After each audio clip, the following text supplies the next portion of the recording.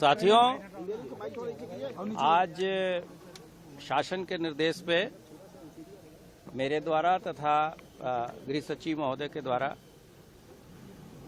एवं ADG PHQ के द्वारा यहां सभी तैयारियों का जायजा लिया गया। आप सभी अवगत हैं कि पिछले कुछ वर्षों से और विशेषकर कुछ महीनों से युद्ध स्तर पे इस महाकुंभ की तैयारियां शासन और जिला स्तर पे किया जा रहा है। अब आज 4 तारीख हो गई और प्रथम मुख्य स्नान 13 जनवरी को संपन्न होगा। उसके बाद से कुल 6 स्नान होंगे, जिसमें से 3 शाही स्नान होंगे। हम लोगों ने जो चीजें घूम के देखी और ये पाया कि जो इंफ्रास्ट्रक्चर, जो इक्विपमेंट तथा जो मैन पावर है, इनमें काफी अच्छा समन्वय है और जो अधिकारी इन चीजों को इम्प्लीमेंट कर रहे हैं वो पूरी तरीके से कॉन्फिडेंट भी हैं और हमारी तैयारी भी पूर्ण हो चुकी है। और इसको और कैसे बेहतर बनाया जाए, इसके बारे में हम प्रयास कर रहे हैं। हमारी जो ट्रैफिक रेगुलेशन के संबंध में नए इक्विपमेंट्स आने थे, फायर कंट्रोल के बारे में जो नए इक्विपमेंट्स आने थे, इस वर्ष अन्य चीजों के अतिरिक्त शासन ने डिजास्टर, आपदा प्रबंधन, फायर सेफ्टी तथा ट्रैफिक के लिए विशेष प्रबंध, विशेष फंड्स जारी किए थे ताकि श्रद्धालुओं को किसी तरह की यहां कोई कठिनाई न हो। ये सभी इक्विपमेंट्स हमारे आ चुके हैं। आपने खुद देखा होगा कि यहां इंटरसेप्टर्स डिप्लॉय हो गए हैं। पीथर ड्रोन भी भारी संख्या में हैं। हम लोगों ने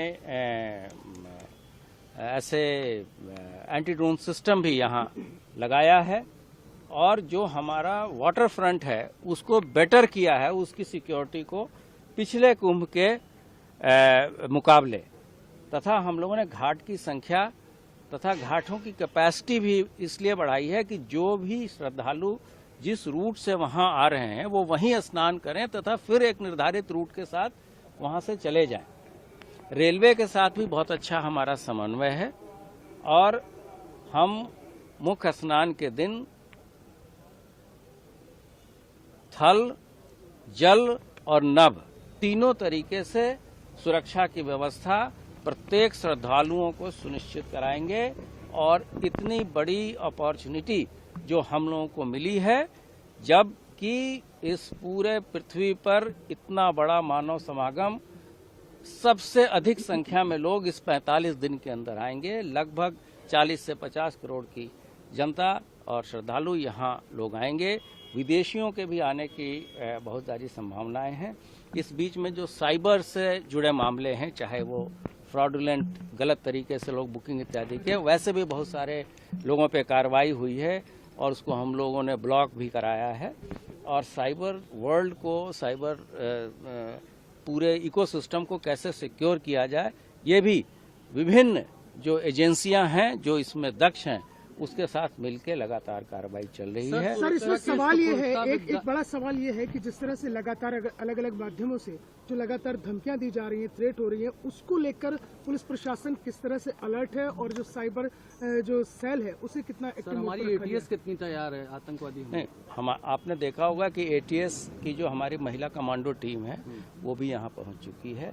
हमारे पैरामिलिट्री के लोग भी पहुँच गए हैं। वैसी जो भी थ्रेट परसेप्शंस आ रहे हैं उसमें कितनी गंभीरता है, हर एक चीज को विभिन्न एजेंसियों के साथ हमारी जो एकीकृत कंट्रोल रूम है वहाँ सभी विभाग के अधिकारी, चाहे वो राज्य सरकार के हों चाहे वो केंद्र सरकार के हों, मिलकर उन चीज़ों का एनालिसिस करती हैं और सभी जो थ्रेट्स आते हैं उसको हम लोग बहुत ही गंभीरता से लेते हैं और हम आपको आश्वस्त करते हैं कि इन सभी चीजों पे कार्रवाई कुंभ हम में कितने लगातार। लेयर सिक्योरिटी प्लान को लागू किया और ये- कितना फोर्स इसमें डिप्लॉय किया गया? ये तो पहले स्थानीय लोगों के द्वारा बताया जा चुका है कि 7 चक्रीय सुरक्षा व्यवस्था है।